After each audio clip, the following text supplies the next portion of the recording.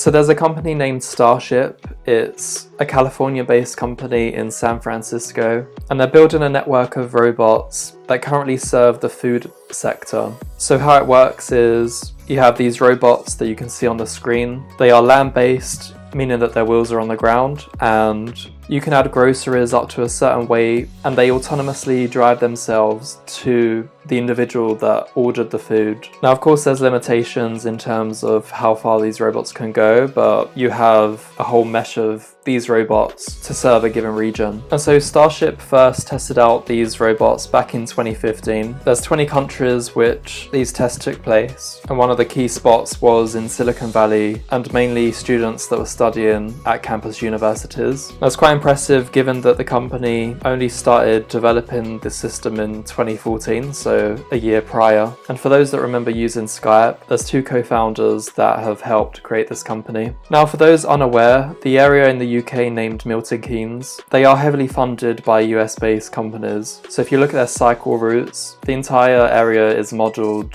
on a layout similar to that of, say, California. And as a result, we have US-based companies entering the UK. And so earlier this year, the same product has entered Milton Keynes. This news article was picked up during the pandemic, and it seemed like perfect timing given that individuals needed to stay at home, people still needed food, so having an autonomous system that takes your food from warehouse all the way to your doorstep became more of a necessity rather than a gimmick. So it's close to 200,000 residents that have had an autonomous vehicle bringing food deliveries to them. Now, with the likes of the gig economy such as Deliveroo, there were less cyclists able to deliver your food. The likes of Starship with their six-wheeled vehicles are definitely a step up in terms of autonomy. Of course, we have the situation where a lot of the jobs where individuals could earn a little bit of extra money, we are seeing this transition where robots are taking away those jobs. So as with any form of autonomy, this is the risk that we have. But with the likes of robot deliveries, they came at a very ideal time. I haven't actually seen these robots in action yet, so if there's anyone that happens to live in Milton Keynes in the UK, then do let us know if you've seen any of these.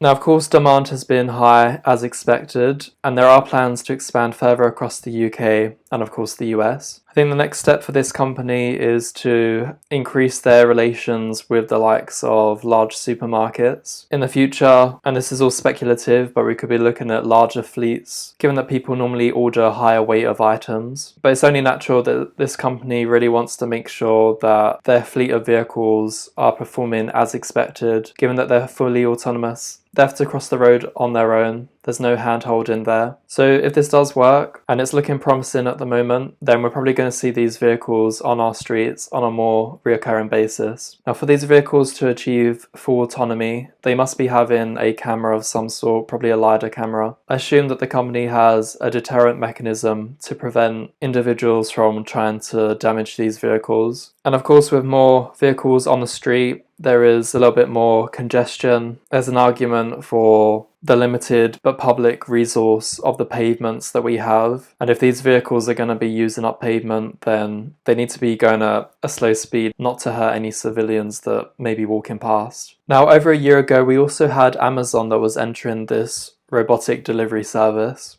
It definitely seems as though Starship is the leader in this sector right now, and I'm all for competition entering the market, but generally speaking, if we have a Starship robot that works in one region, and then we have, say, an Amazon-based robot working in another sector, then as a company they are a duopoly, but per region they have a monopoly. Hopefully a couple enter this market, but not so many that we have two different vehicles driving down on the pavement. But as it stands right now, Amazon is just testing in the US. They haven't entered the UK just yet. It's a similar six-wheeled vehicle, but it's just interesting to point out that there's other companies that are entering this space. Amazon is one of the most likely competitors to want to join this sector, given their desire for drone-based technology to deliver packages to the doorstep. And we can see this article is pretty old, given that it references the likes of Milton Keynes in the UK. And at the time they were running trials, now it's a full-on process. So in the comment section below, let me know your thoughts. Does this excite you that we have autonomous land robots